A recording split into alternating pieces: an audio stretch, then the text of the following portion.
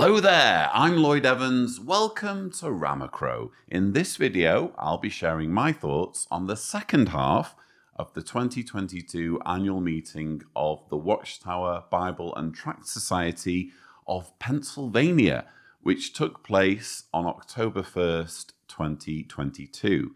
If you're wondering what an annual meeting is, basically it's kind of the most prestigious event in the Jehovah's Witness calendar. It's an opportunity for the top brass to come together and essentially pat themselves on the back for their achievements over the past year. Typically, these events will unveil new projects or new developments or new light, new understandings of Bible teachings.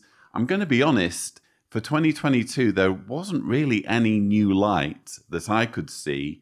There have certainly been some changes, which we'll get to, but for the most part, it was a back-patting exercise, the organization feeling very proud of itself for some fairly mundane achievements. Anyway, I don't want to spoil things. There's a lot to get through, so without further ado, let's roll the first clip. Read with me, please, Ecclesiastes chapter 5 and verse 19. Also, when the true God gives a man riches and material possessions along with the ability to enjoy them, he should take his reward and rejoice in his hard work. This is the gift of God. Housewives and mothers, rejoice in your work. Husbands and fathers, rejoice in your work. Single men and women, rejoice in your work. Widows and widowers, rejoice in your work. Oh, folks, rejoice in whatever you're able to do. Just call it work.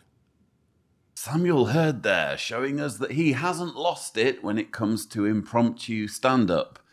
I'm not sure what it was that he had to begin with, but whatever it was, he hasn't lost it. He is giving the talk, Are You a Joyful Person at the 2022 annual meeting of the Watchtower Bible and Tract Society. I just found this an odd part of his monologue, especially the part where he refers to housewives and mothers. Housewives and mothers, rejoice in your work. Are we still using the word housewife in the 21st century? That just seems like a relic, quite frankly, of another era. Well, you could say that Sam Hurd is a relic of another era, I suppose. But why the need to single out housewives? Are housewives really a thing? I can remember when I was younger being perplexed by this word, because sometimes I'd see my mum filling in forms, for example, and next to occupation, because she didn't work, it was my dad who would go out and work a full-time job, and mum would be at home caring for me and my sister, although sometimes she did do part-time jobs. But usually whenever she'd fill out a form and it said occupation, she'd say housewife. And just that word always used to jar with me. It's like, you're the wife of a building? You are somehow responsible for a building in the same way that you're committed to a relationship. It was just always such an odd word. And I guess my problem here is that there's no equivalent on the male side when Sam is, describing this need to be happy in every situation. Where does he say house husbands rejoice in your work? I know that people do use the word or the phrase house husband, but usually I would suggest it's done jokingly or as a pejorative. Ultimately, I think, again, Sam's mind is stuck somewhere in the 1950s, And in fact, he has form for this sort of rhetoric. Here is an audio recording from one of his talks from his time as a traveling overseer in the 1970s. You know, scientists say that the cranial capacity of a woman is 10% smaller than that of man. So now this shows that she's just not equipped for the role of headship. Her role is one of subjection to the man. Her role is that of submissiveness, and that means that she should recognize that she is a woman and be glad to be a woman. Never want to be what you are not equipped to be. But we'll hear a sister say, oh, if I were an elder, I'd show them a thing or two. Or sometimes we hear them say, oh, if I were a man, I do this and I do that. As if to be wishing to be something that he's not designed to be. Do you know what that borders on? That borders on homosexuality. And you know what the devil is doing nowadays? He's taking women who want to be men. He makes men out of them. And you know what else he's doing? He's taking men who want to be women, and he's making women out of them. And it's spreading. It's not a little thing. But homosexuality is something that is spreading, and it's all over the earth. It's not just here, in San Francisco and Oakland, but it's everywhere. But it all begins with a thought. Somewhere, individuals have wanted to be what they are not designed to be. And they've nurtured that. Will never voice the thought of wanting to be what you're not cut out to be. Be glad to be what you are, a woman. Your role in the earth is a beautiful role that Jehovah God has placed you in. So Sam Hurd is an interesting specimen, isn't he? He's always had a very condescending, patronizing, frankly sexist view of women. He's always thought of them as needing to stay in their place, stay in their role. So really, when you look at his track record, including his time before he became a governing body member, it's really no surprise that he still holds a candle for women having a role akin to that of housewife, essentially staying at home and doing the chores while the man goes out and works. Copy as best you can those who are joyful. Jehovah, Jesus, the angels, your spiritual brothers and sisters. Pray daily for a joyful countenance. A warm smile does good to the body. One secular song makes this point.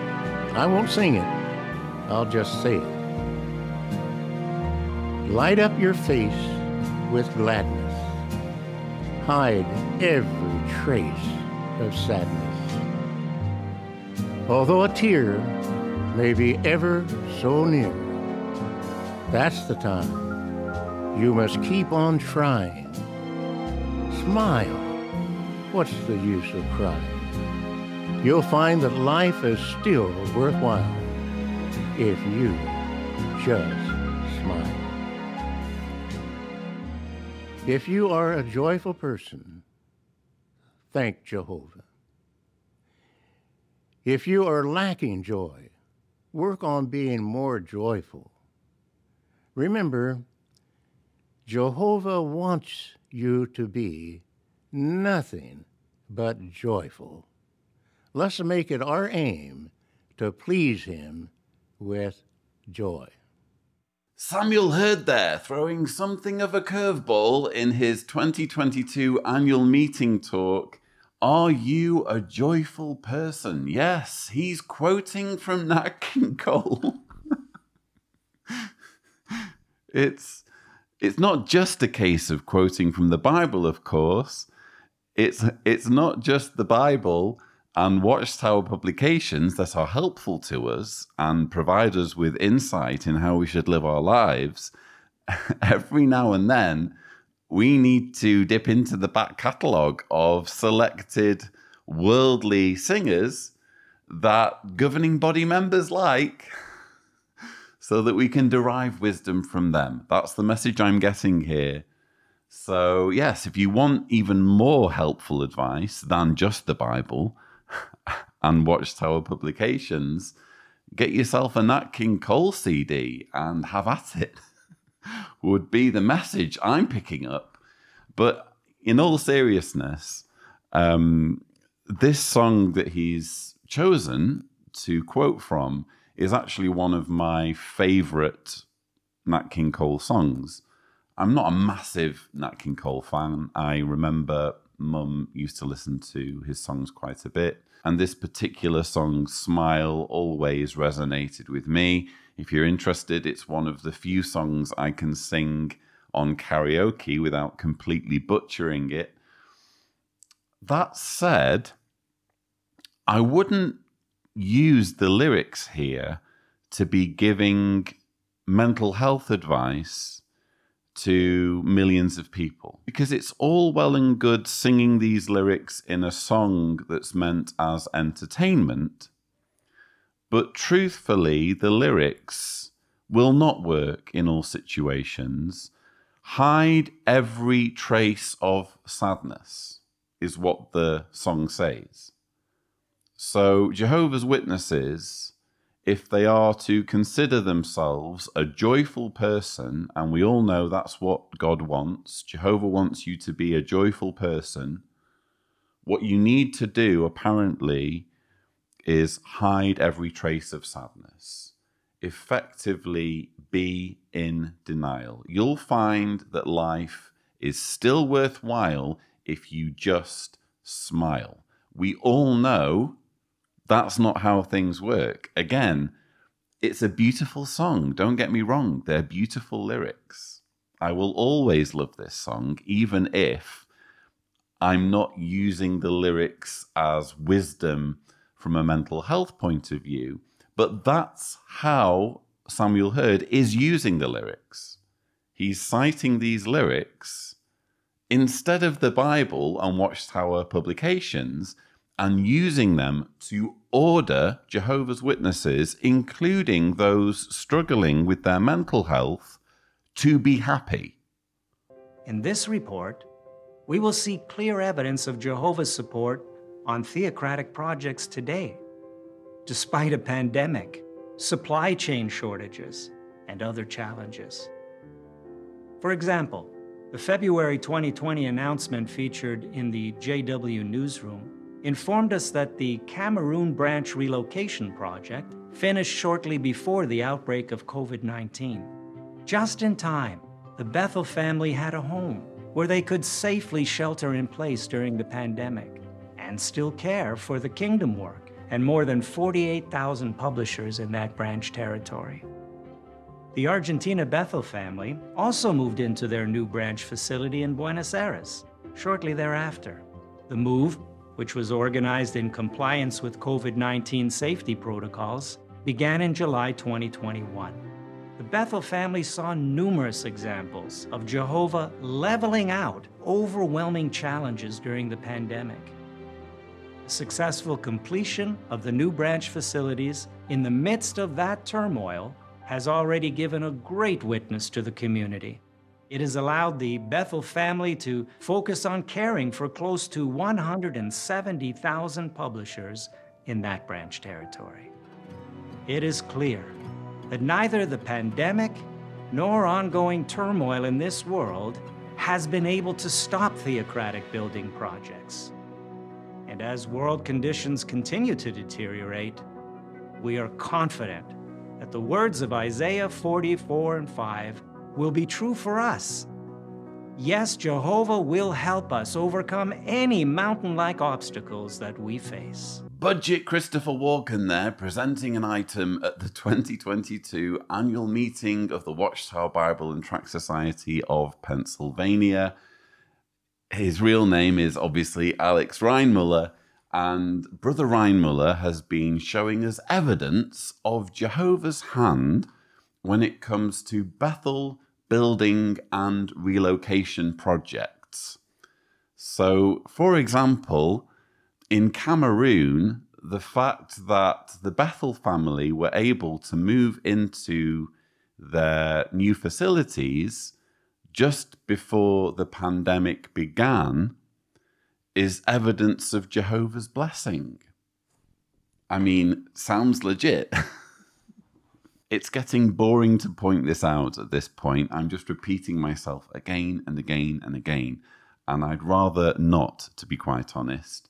But I'll let you, the audience, decide whether this really is convincing evidence of God intervening in earth's affairs. This is apparently what Jehovah was doing both during the pandemic and shortly beforehand, making sure that Jehovah's Witness facilities in various countries were up and running and able to accommodate Jehovah's Witness staff members or Bethelites in time for COVID lockdown measures so that they wouldn't be inconvenienced. In 2012, we had a little over 168,000 publishers in our branch territory.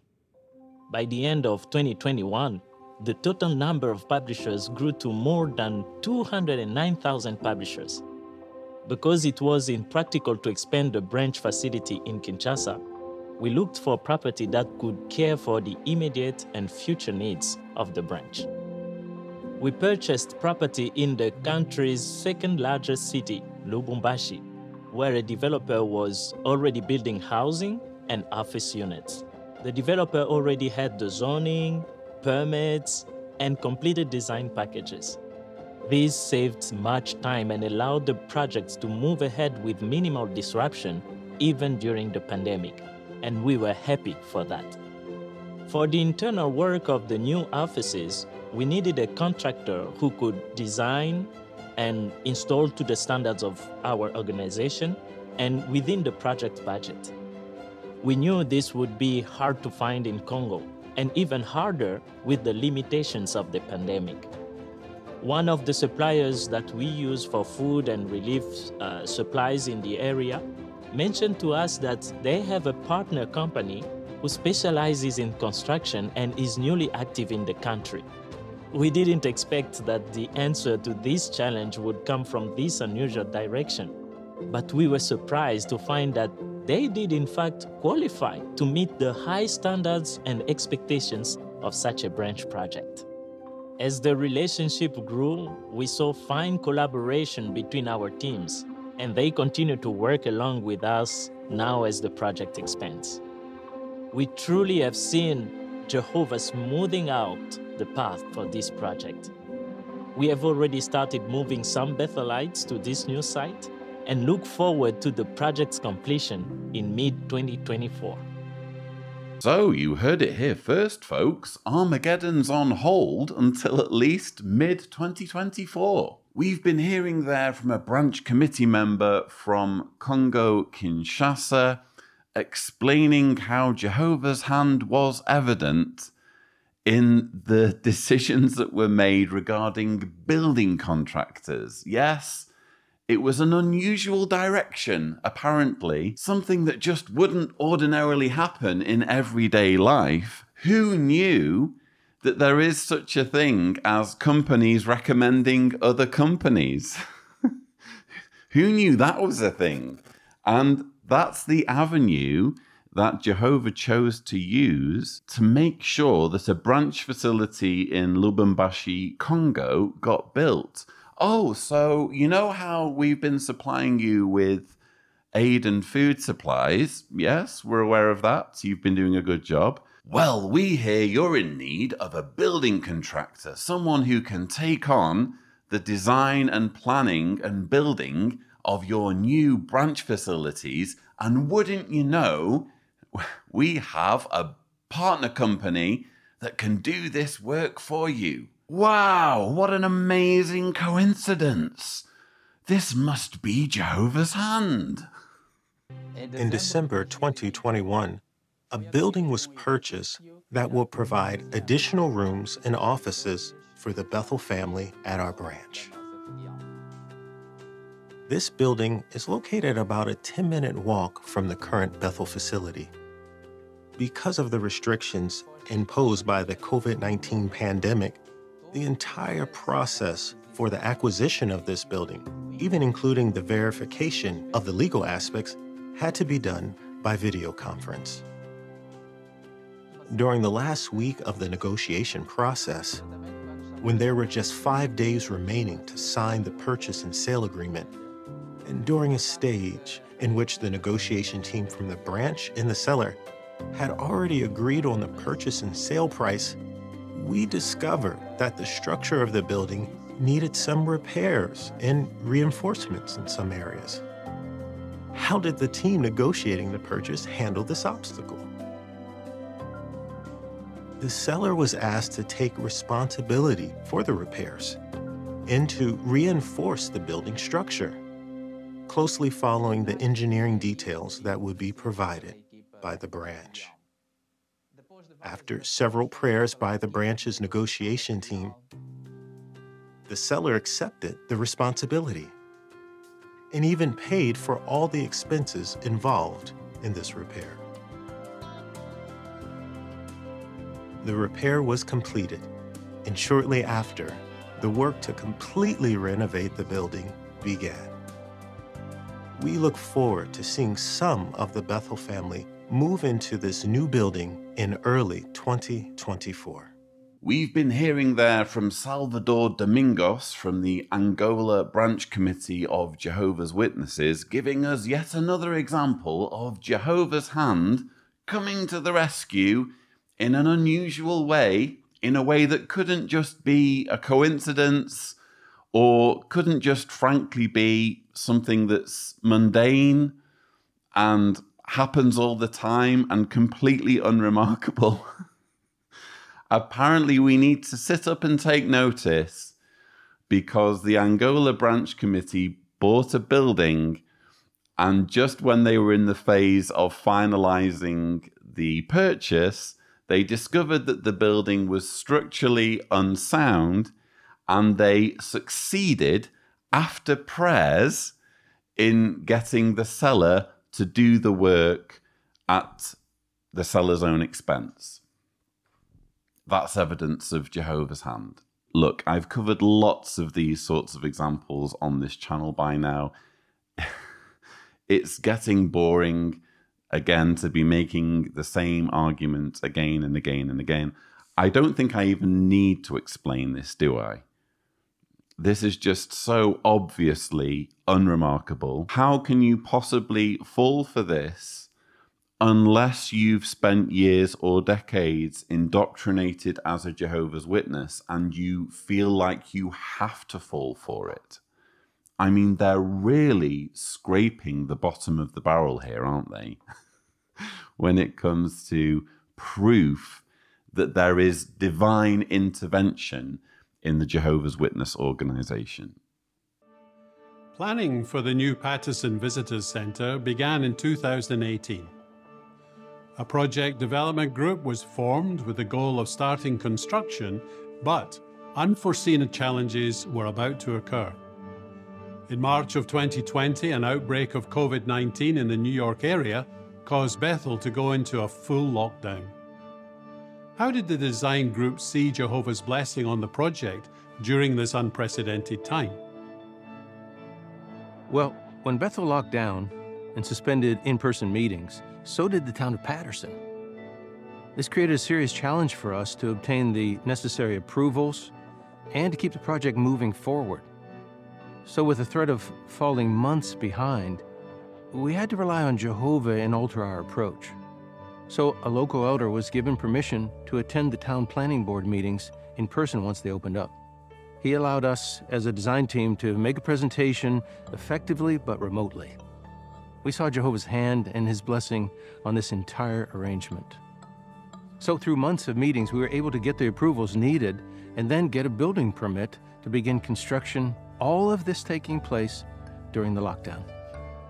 It's so encouraging to see how Jehovah has come to our aid with supply issues and how Bethel departments have cooperated and provided skilled people to help us. It's been so encouraging. All involved have seen Jehovah's hand guiding the way through these challenging circumstances. What does Jehovah's hand even mean anymore? I feel like I'm losing my mind, viewers. It used to be, whenever they used this phrase, that they were at least trying. It was always at least something a bit interesting, a bit ooh. Such as the claim that a typhoon delivered sand for a Kingdom Hall renovation. I won't play you the clip all over again. If Tibor is gracious, here is a thumbnail to a sushi where I talk about this incredibly flamboyant suggestion of divine intervention when it comes to Jehovah's Witness building projects. Now it seems all you need to do to claim Jehovah's hand is start a building project and have any kind of setback whatsoever and move past that setback. So with the threat of falling months behind, we had to rely on Jehovah and alter our approach. Oh no, imagine falling months behind with your plans for a visitor centre. In the midst of a pandemic that's claiming lives, where your own followers are choking to death from a deadly pathogen, imagine the setback of falling a few months behind with a visitor centre. That's what we're talking about now in terms of setbacks, in terms of hurdles where divine intervention is needed. What kind of God are we talking about if he can sit arms folded through a deadly global pandemic, but leap into action if there's the threat of a building project for a visitor centre being delayed by a few months? The physical buildings at Bethel are attractive, but what's more valuable to Jehovah is what happens inside. It's the spiritual gift that he has in store for all who come to visit that is so important. The Patterson Visitors Center is designed to be an immersive theocratic experience for everyone.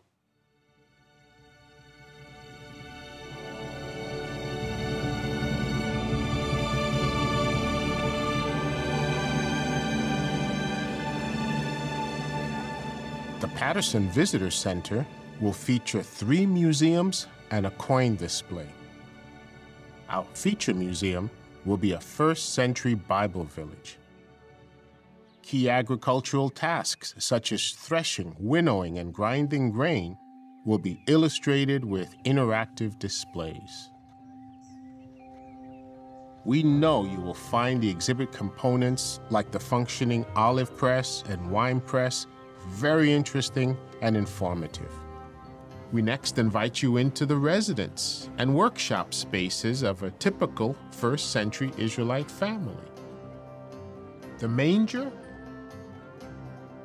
carpentry shop, weaving, and fabric dyeing displays will illustrate a number of Israelite activities. The next area of the first-century Bible village that you can explore is the synagogue, which was the center of worship and study in the Jewish community.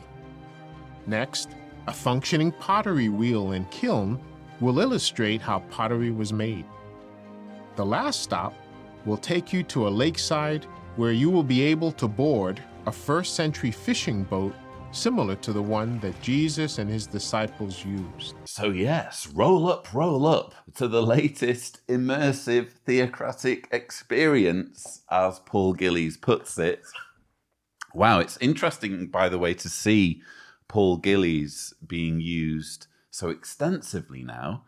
Obviously, he's being well rewarded for his efforts at ICSA, the Independent Inquiry into Child Sexual Abuse, where he went out to bat for the organisation regarding its cover-up of child sexual abuse. And because the inquiry were very, very soft on Jehovah's Witnesses, I'm sure the organization viewed his efforts as a huge success, which is why he's now on the coordinators committee of the governing body, which previously only had one governing body helper on it, John Ekron. So that's quite a big promotion, if you ask me. More about Paul Gillies in this sushi here, if Tibor is gracious, the thumbnail that is. But anyway, we have this interactive, immersive experience visitor center thingy at Patterson. Patterson is, or was, the Watchtower Educational Center, obviously in upstate New York. I have actually visited said facility, although I'm sure it's changed a lot since I visited in 2003. It's where they used to do the Gileads. It's where you could argue that the video making capability of Jehovah's Witnesses first got up and running. They used to have a building out back where they used to make their videos. And of course, now they have, you know, entire sound stages at Mount Ebo for all that sort of thing. I'm pretty sure the legal office is based at Patterson. So it's quite a significant facility for Jehovah's Witnesses. And it seems the governing body really want to get on this Answers in Genesis bandwagon. In fact, I found it interesting. They said that they started the planning phase for this visitor center in 2018. Ken Ham's Answers in Genesis Ark Encounter opened in 2016.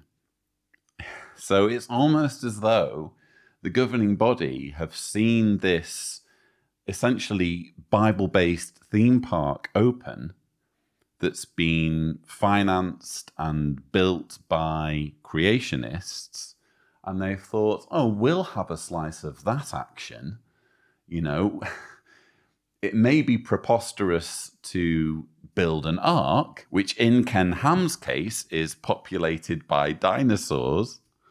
It may be ludicrous or even controversial to do something like that, but we can make a Bible village and call it a museum, even if it means asking our volunteers to make a synagogue. The next area of the first century Bible village that you can explore is the synagogue.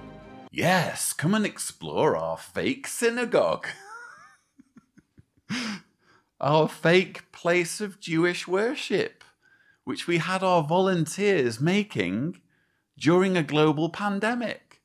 During, indeed, the last of the last days. That's going to be an interesting conversation in the new system, isn't it?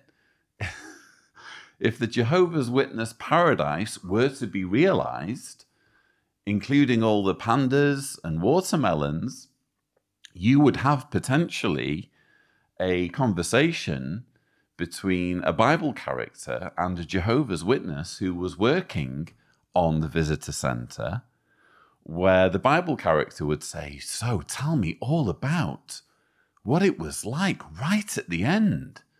You were there in the last of the last days. What were you doing? How exciting it must have been. Yes, it was very exciting. As I recall, right at the end, I was involved in a building project at Patterson. Wow, you were there at Patterson? What were you building? I was building a... You were building a what now? A visitor center. I was building a visitor center. A visitor center?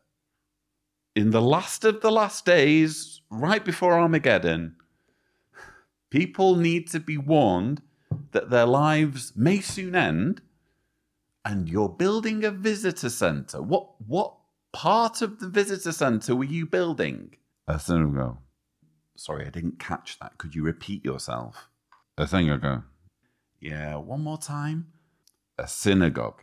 I came to Patterson because they needed help with their visitor center, And the part of the visitor center that I built was a fake synagogue. Oh, well, that's a bit weird.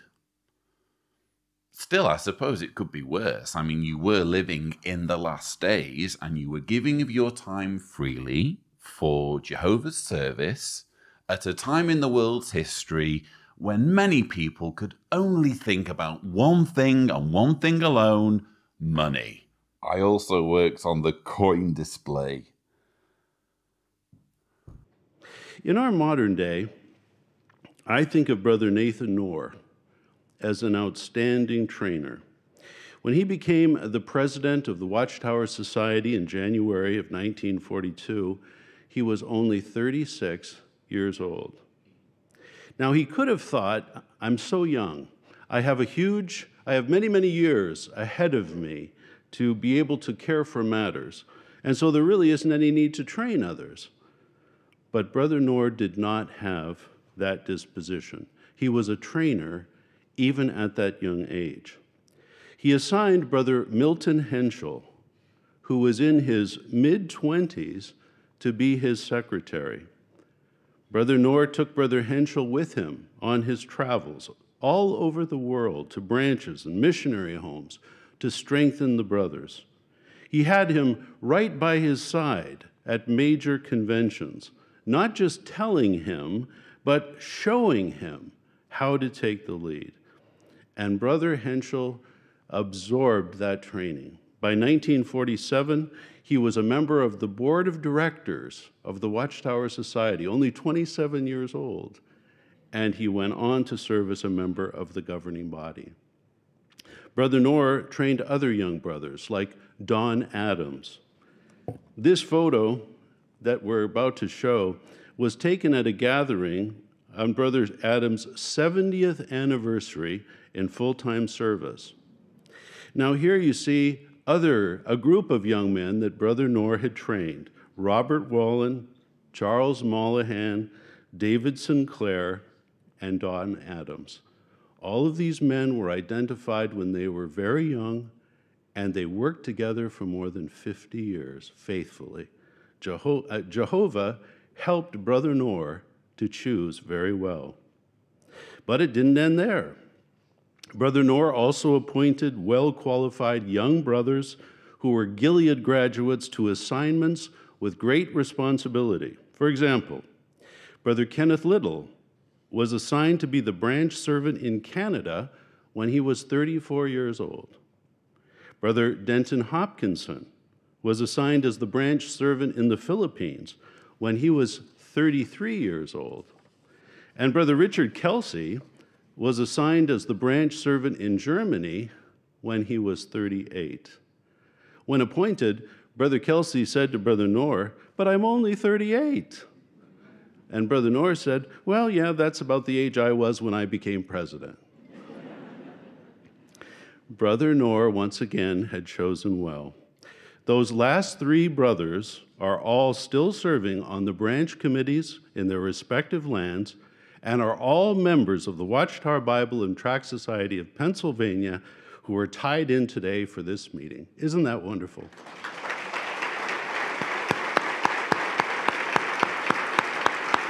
We've just been watching some opening remarks from governing body member Mark Sanderson speaking at the 2022 annual meeting of the Watchtower Bible and Tract Society of Pennsylvania. His theme, "Share it with the generation to come." I found this talk quite interesting for reasons I will go into later in this rebuttal. But for now, I just want to draw your attention to a couple of things Mark Sanderson just said that help shine a light on the Watchtower Bible and Tract Society of Pennsylvania and its members. Let's first of all revisit this clip. Brother Knorr once again had chosen well. Those last three brothers are all still serving on the branch committees in their respective lands and are all members of the Watchtower Bible and Tract Society of Pennsylvania who are tied in today for this meeting. Isn't that wonderful? It's worth remembering that the annual meeting is first and foremost a corporate event. We do like to think of it as just some special, prestigious annual release event where the organization showcases its newest toys, its new publications, new developments, and it is all of those things. However, ultimately, it's a corporate event. It's an AGM, an annual meeting. And as such, it's attended by members of the Watchtower Bible and Tract Society of Pennsylvania. Now, I've often wondered, how do members get selected? Or more to the point, is it possible for someone to buy their way into being a member of the Watchtower Bible and Tract Society of Pennsylvania? Is it possible that the richer you are, the more likely it is that you could have some influence in, for example, what the organization teaches and the impact it has on people's lives in terms of its policies? I know that there are many ex-Jehovah's Witnesses who are perhaps more conspiratorially minded than I am, who would suggest that that's exactly what's going on, that the organization is beholden to some kind of sinister, corrupt group of members who are truly steering the ship, and the governing body are just puppets. I tend to think it's more a case of members being chosen by the governing body. So they are deciding for themselves who it is that attends these meetings and fills a corporate role so that they can just carry on. They get permission to do whatever they like from a group of people they have essentially over many decades handpicked based on their loyalty, based on essentially their ability to utter a single syllable, namely yes. These are yes men that are members of the Watchtower Bible and Tract Society of Pennsylvania. And I think what we've just heard Mark Sanderson say steers us heavily towards that conclusion. It's not impossible, I suppose, that it's more sinister or that there is some potential for you to have influence on the organization if you're willing to write a big enough check. That's not impossible, and it will always be floating around there in the ether of possibilities while there is such a lack of transparency regarding this organization and its finances. This is an organization that refuses to give us any meaningful insight into how it balances its books, who it's paying, how it's receiving its money, how much money it's receiving. In the absence of any meaningful data, we're left just clutching at straws, really. But I still think it's important to piece together, whatever breadcrumbs they give us. It would be nice if there were an article on jw.org or in the organization's literature saying who are the members and on what basis do they qualify as members. But in the absence of that, I think it's fairly safe to say that we're talking about, again, a group of yes men, people who have proven their loyalty to the organization over many decades, and as a formality, they are required on an annual basis to rubber stamp whatever plans, whatever schemes, whatever projects, whatever new light the governing body devises. Speaking of the governing body, and specifically its relationship with the Watchtower Bible and Tract Society of Pennsylvania, I found this clip interesting. And Brother Henschel absorbed that training. By 1947, he was a member of the board of directors of the Watchtower Society, only 27 years old, and he went on to serve as a member of the governing body. Really, if you think about it, the history of Jehovah's Witnesses is the history of how a corporation turned into a religion. So we started off in 1879 with a magazine, Zion's Watchtower. Then in 1881, Zion's Watchtower Tract Society was incorporated. Interestingly, its first president was not Charles Taze Russell, as many assume. It was, in fact, William Henry Conley. Image here if Tibor is gracious. We don't know too much about William Henry Conley or the circumstances surrounding his brief tenure as president. All we know is that he didn't stick around long, because in 1884 he was replaced by Charles Taze Russell, image here, who became the second president. And then you have decades of the organization's history where the policies, the teachings were decided on not by a governing body, but by a president of a corporation. The president of the Watchtower Bible and Tract Society of Pennsylvania, which is what the society came to be called and is its current name, the president got to decide everything. The president was essentially the cult leader. And what's interesting here is Mark Sanderson slips up, in my opinion, by alluding to the fact that in 1947, there was no governing body. This is a slip-up. I mean, you could credit him, if you like, for being honest, but typically what the organization does when it's talking about its history is it alludes to there always having been a governing body. It suggests that the governing body model is biblical. It suggests that the apostles and older men, when they met to discuss circumcision in the book of Acts, were acting as the first ever governing body. And it suggests that Jehovah's Witnesses as they are today are just a continuation of the apostles and older men, because, hey, look, Jehovah's Witnesses don't have a single leader, they have a governing body. Well, you then have to explain why the organization started off with very much a single leader, Charles Taze Russell, replaced by Joseph Franklin Rutherford, who was then replaced by Nathan Knorr. When you get to Nathan Knorr, obviously you then have the transition to governing body, which took place 1971 to 1975. 1975 was when the governing body really assumed power. But to suggest that there has always been a governing body, even before the 1970s, when in fact everything was decided upon by a series of presidents, is wholly disingenuous.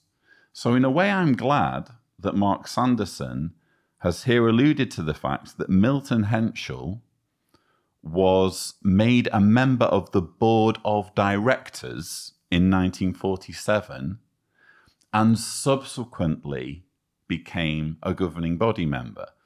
Because I'm going to show you a quote from the 1970 yearbook of Jehovah's Witnesses. You can check this for yourself on Watchtower Online Library. This is page 65. So really, the governing body of Jehovah's Witnesses is the board of directors of the Watchtower Bible and Tract Society of Pennsylvania, all of whom are dedicated to Jehovah God and anointed by his Holy Spirit. So back in the 1970s or early 1970s, when this was printed in the publications, the idea was that the term governing body applied to the board of directors. That's essentially who the governing body was. And the board of directors were answerable to the president. They were essentially his advisory board.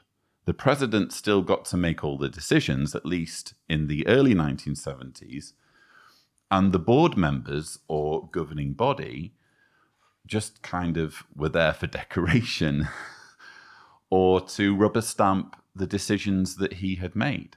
Not much more than that. Mark Sanderson knows all this. Any serious student of the history of Jehovah's Witnesses and the Watchtower Bible and Tract Society of Pennsylvania knows that the governing body began in the 1970s. I just wish the organization would get its story straight when talking about its history, rather than leaving Jehovah's Witnesses under the mistaken assumption that a governing body has always existed. What is the governing body doing to support efforts to train young brothers? Well, in January of this year, the governing body requested all bodies of elders worldwide to give priority to helping younger brothers grow in their relationship with Jehovah and to qualify for congregation responsibilities. Elders and circuit overseers were reminded that young brothers who apply themselves may qualify as ministerial servants in their late teens, and that an exceptional ministerial servant who has gained experience in shepherding and teaching could serve as an elder in his early 20s. Now, here's another arrangement that we have not publicly announced before, but we will today. Circuit overseers have also been informed that they may invite qualified young brothers between the ages of 21 and 23 to apply to attend the School for Kingdom Evangelizers. Please don't all call your circuit overseer at once. But the efforts do not end there. Jehovah willing, in January 2023, the School for Kingdom Evangelizers will again begin functioning in person worldwide. And as we resume in-person regional conventions, just imagine the joy that we'll have in seeing younger brothers get up and give their first talk at a regional convention. Won't that be wonderful? Are you looking forward to it? But the governing body has another new initiative. Governing body members will now have the possibility to take a younger brother along with them when they make shepherding visits to the branches. And appointed governing body helpers, who are headquarters representatives, will also be allowed to take a younger brother with them when they make their branch visits. These arrangements will allow many brothers to receive additional training directly from governing body members and helpers. We're watching governing body member Mark Sanderson speaking at the 2022 annual meeting. His theme, Share It with the Generation to Come. It looks reactionary, doesn't it? It looks to me as though the governing body is feeling the pinch from people waking up and leaving, including elders and servants waking up and leaving, and they're scrambling to find solutions using the resources at their disposal. And what they have at their disposal, and I guess will always have at their disposal, is a fountain of youth, is a reservoir of indoctrinated men, in this case, who can be trusted to step into the void and fill this gap in terms of the need for elders and servants. So from January, we already knew, or at least I guess it was common knowledge, that from January, ministerial servants could be appointed in their late teens. I guess in a way that's always been possible. I mean, I was appointed a ministerial servant when I was 19, and I've heard of ministerial servants being appointed younger than that. But what really has changed as of January is the requirement for elders. And when I say requirement, it was never anything etched in stone. There was no written policy regarding at what age someone ought to be appointed an elder. But the rule of thumb, the unspoken rule, was that elders needed to be around 30 minimum. Every now and then you'd hear of an elder who got appointed at the exceptionally young age of about 25.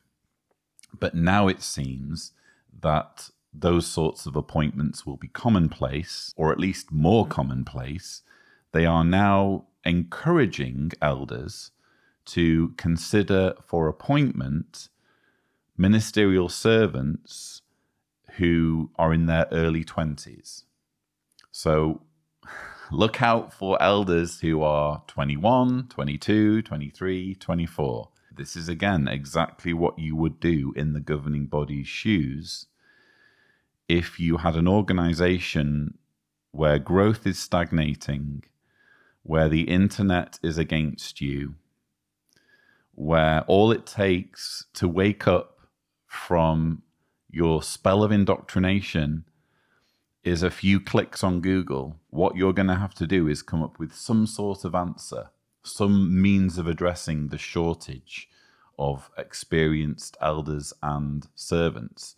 Because quite frankly, the higher you rise in this organization, the more you're able to see how mundane, how human, how frankly corrupt it is. That was one of the instrumental things in my own process of deprogramming, was the fact that I could call upon a year's experience as an elder.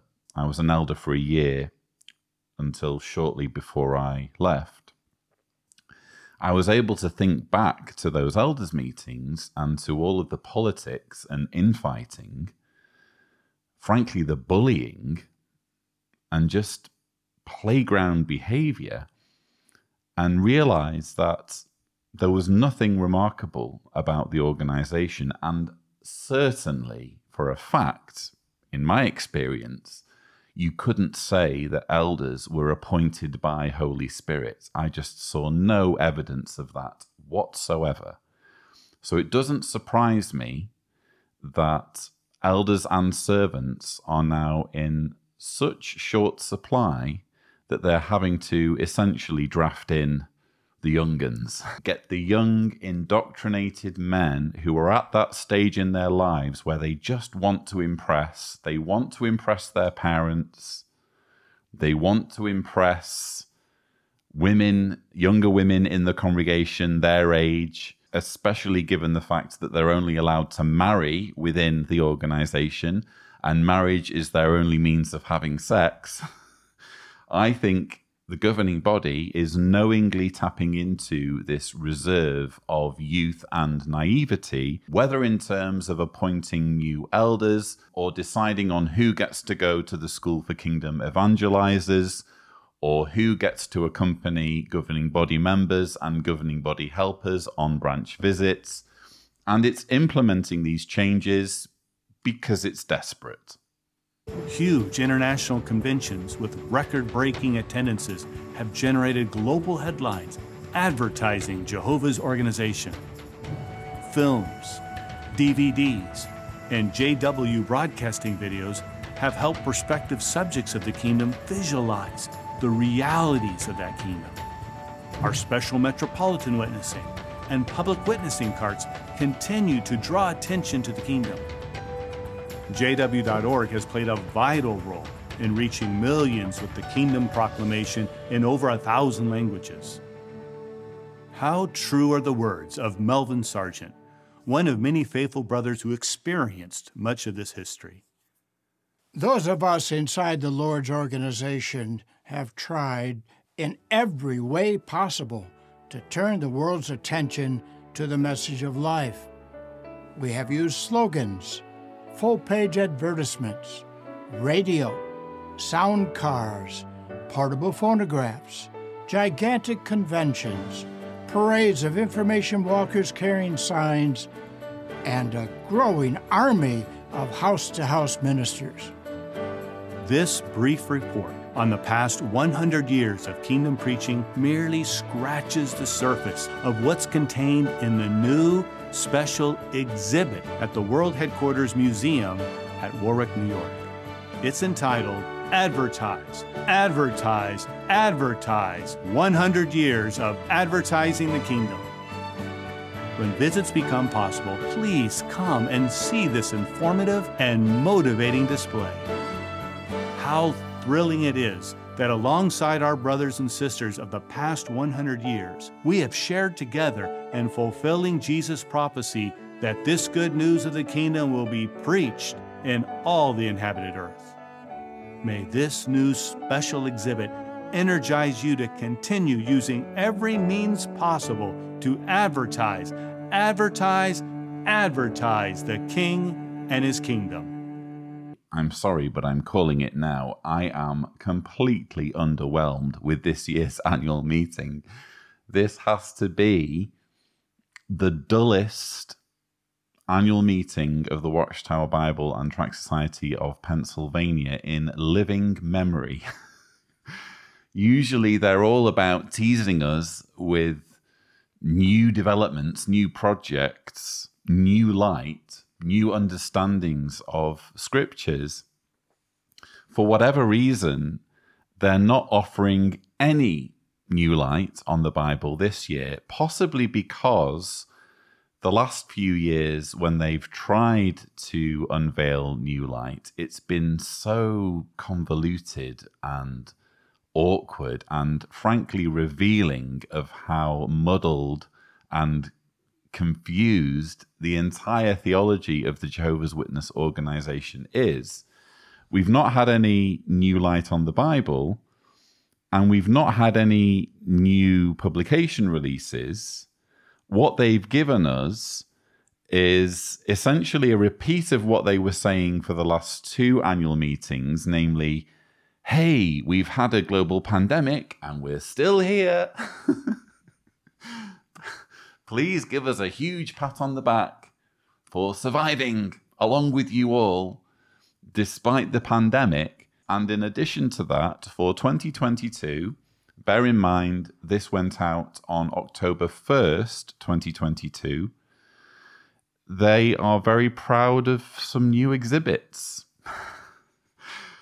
They're opening a visitor center soon at Patterson with a fake Bible village and a coin display that has seen Jehovah's hand, even has a synagogue. And they're also opening a history exhibit at the headquarters in Warwick, which I can assure you already has a history exhibit. I've already toured the history exhibit and in fact all of the exhibits at the Warwick headquarters. Thumbnail here to the documentary, if Tibor is gracious. I don't see anything new or extraordinary in an exhibit titled Advertise, Advertise, Advertise 100 Years of Advertising the Kingdom. That's such an awkward name. Do we really need to repeat the word advertise 4 times in the same title? And also, aren't you just drawing attention to the fact that for 100 years, over 100 years of the organization's history, 143 years to be precise, you have been advertising an Armageddon that never happened? But here's a question.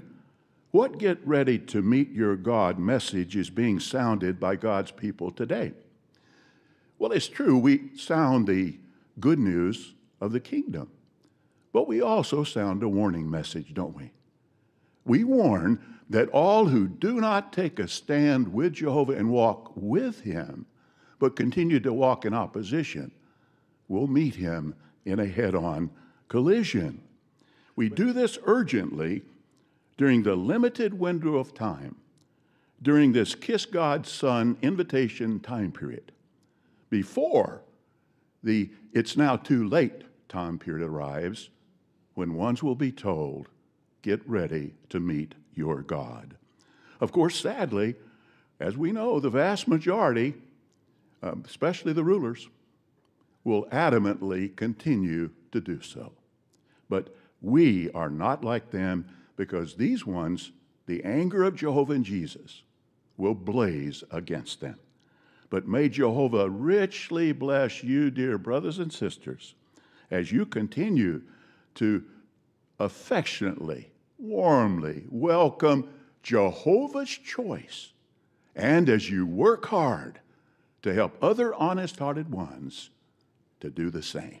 We've just been watching governing body member Stephen Lett speaking at the end of the 2022 annual meeting. His theme, "Why Must All Kiss God's Son?" And he's been explaining there what the message of Jehovah's Witnesses is. We warn that all who do not take a stand with Jehovah and walk with him, but continue to walk in opposition, will meet him in a head-on collision. Do you, though? Do you really warn people to that effect?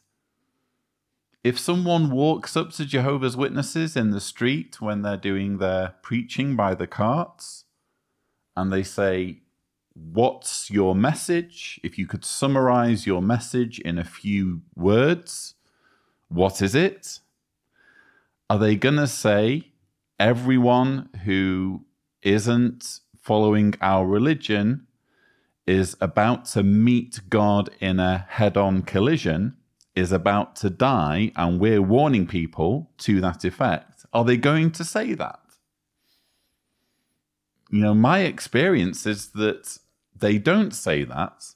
And when I say my experience, I'm talking not just as a Jehovah's Witness, but also in the years since I've left Jehovah's Witnesses, because I've now done, as of filming, 3 Talking with Jehovah's Witnesses videos, one in Disneyland, Los Angeles, back in 2017, one in Zagreb this year, and one in London. And what's interesting is, in all 3 of those conversations, they sugar-coated over this warning message. And in the most recent conversation in London, I was speaking to an elder, and he outright evaded the entire issue of what was going to happen at Armageddon and who was going to die. Thumbnail here if Tibor is gracious. And the thing is, I can remember having the mindset of, well, do we really want to share too much with people?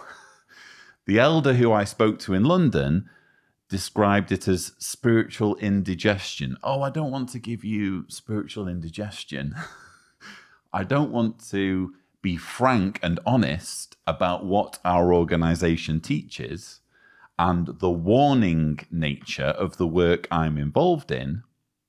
I'd rather give you the more palatable talk of living in a peaceful new world. Isn't that what Jehovah's Witnesses are all about?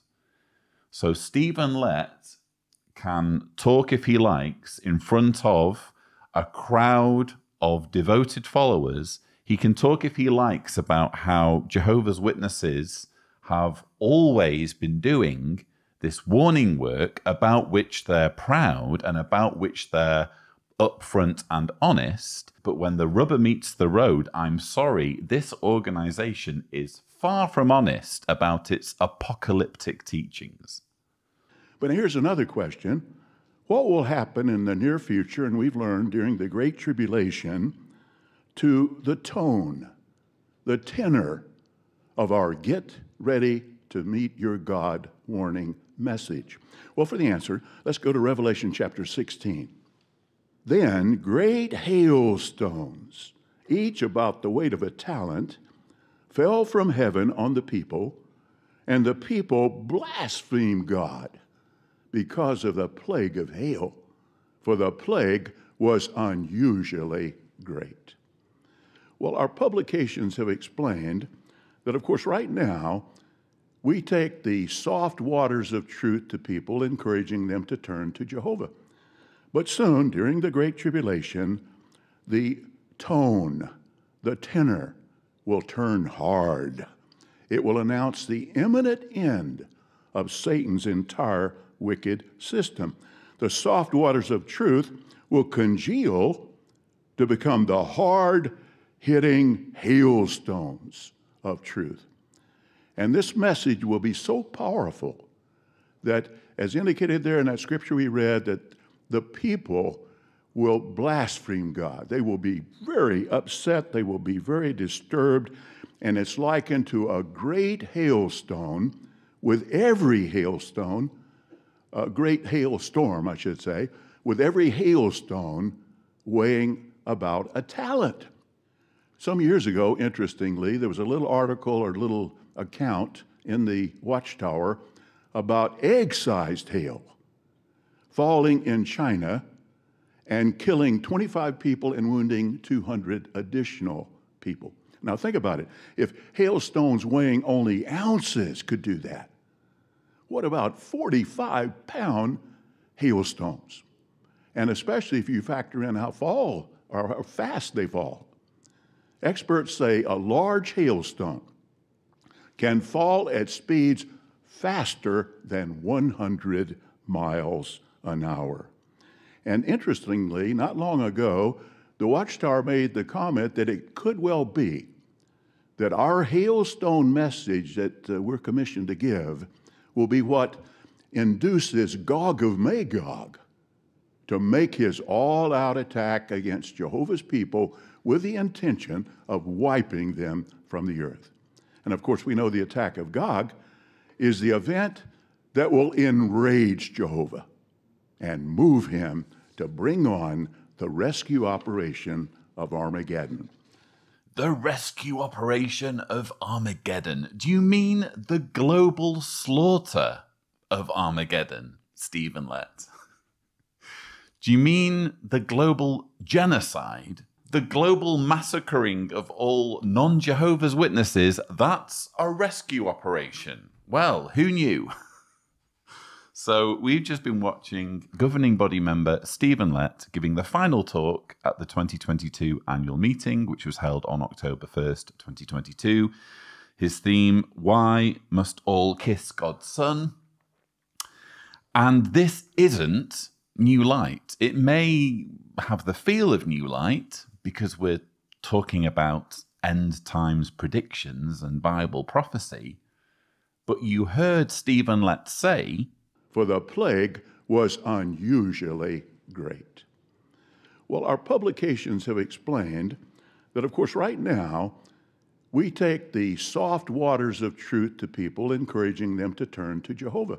Our publications have explained, not this is what it says in the Bible, this is what we can objectively verify, or this is a new understanding of Scripture that new light is bringing us. No, our publications have explained. They don't even need to try anymore to pretend that they're not making it up as they go along. All they need to do is say, it says so in our publications, and Jehovah's Witnesses should just nod along and agree. But what are they agreeing to exactly in this case? What's the profound future vision that Stephen Lett is warning us of on the annual meeting platform? He's warning us about essentially a message of join us or you will die, changing to you will die. He's warning us about a change of tone and the fact that this change of tone is going to upset people. And this message will be so powerful that, as indicated there in that scripture we read, that the people will blaspheme God. They will be very upset. They will be very disturbed. Oh no, people will be very upset and disturbed about something in the future. That's definitely worth a prophecy. In fact, it's not just a prophecy, is it, Stephen? We'd like you to go into a bit more detail, a bit more gory detail about the destructive capability of hail. Some years ago, interestingly, there was a little article or little account in the Watchtower about egg-sized hail falling in China and killing 25 people and wounding 200 additional people. Now think about it. If hailstones weighing only ounces could do that, what about 45-pound hailstones? Why is all of that necessary if it's just a metaphor?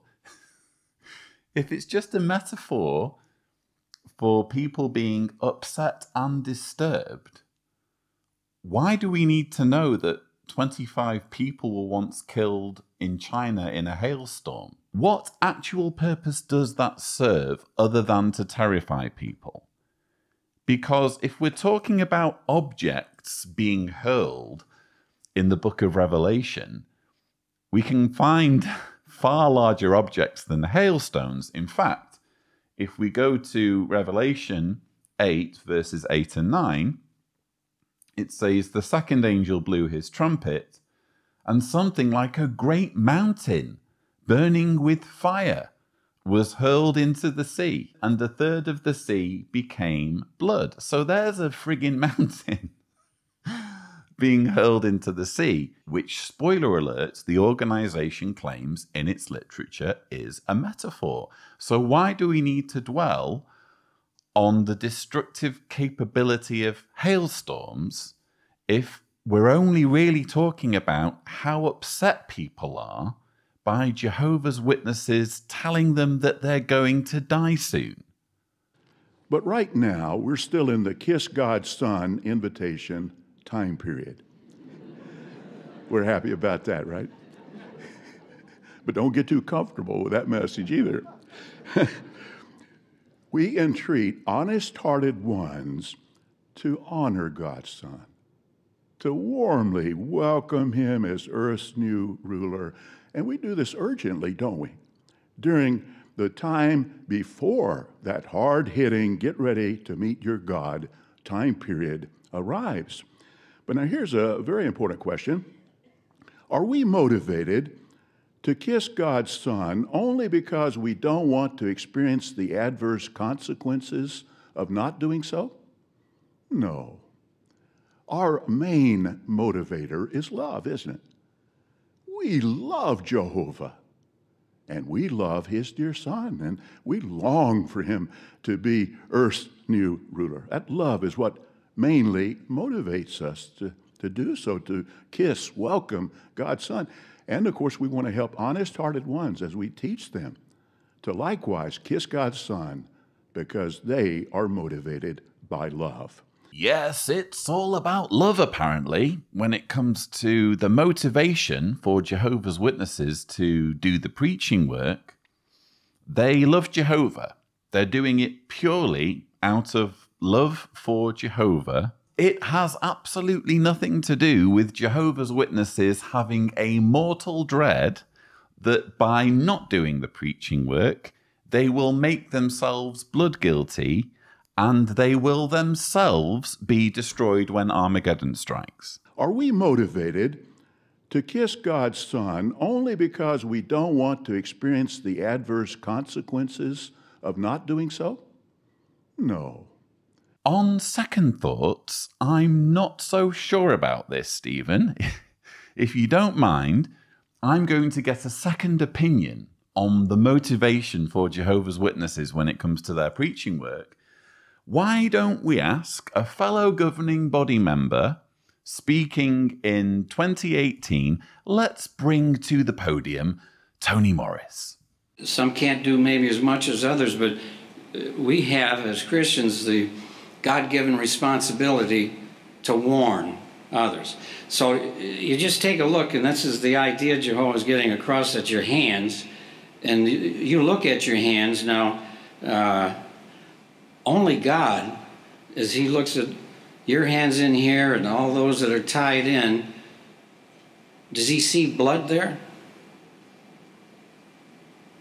The humans sitting next to you, they might have an idea because they know you well and you haven't been out in service in weeks. Well, guess what? Most likely God's seeing some blood all over your hands.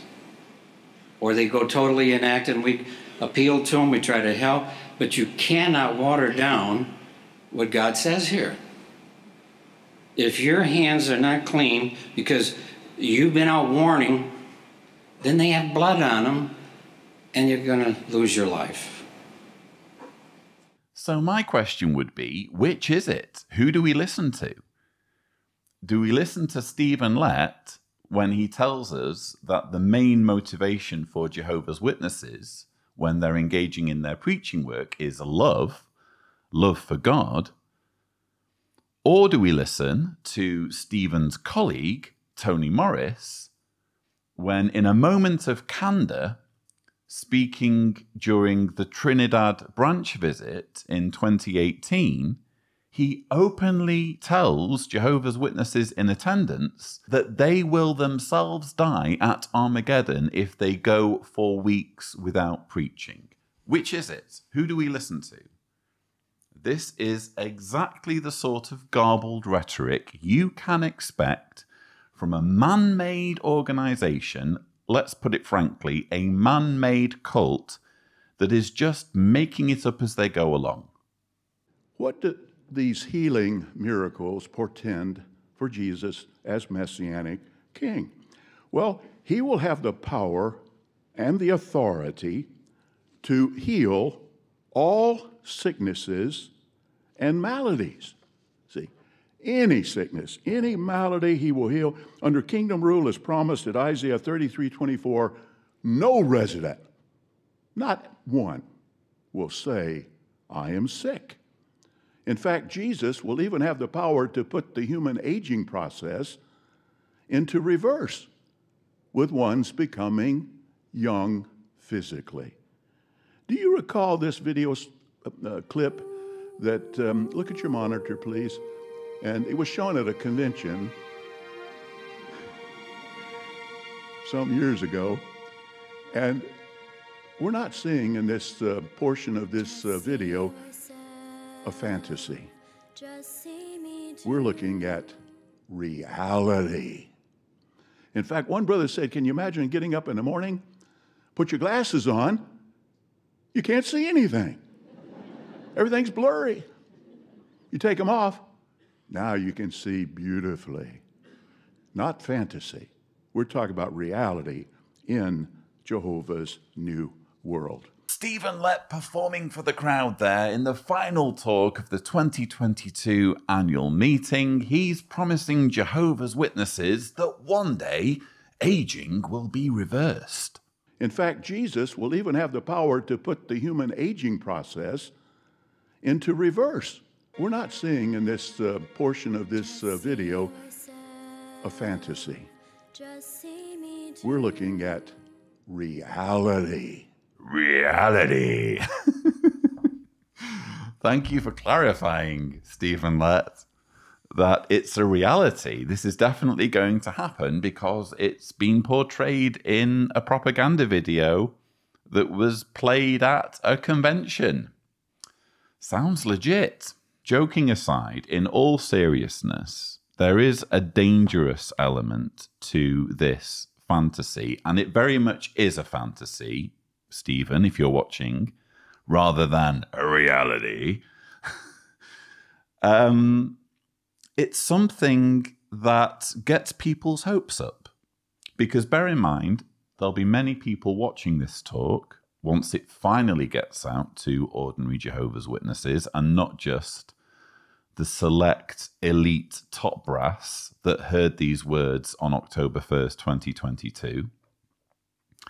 At some point, ordinary Jehovah's Witnesses, some of whom will have health problems, will have serious maladies or defects or diseases from which they desperately want some kind of relief, they're going to hear these words, and what they're hearing is, believe in my authority, believe in the organization that my colleagues and I are the leaders of, and you can be cured.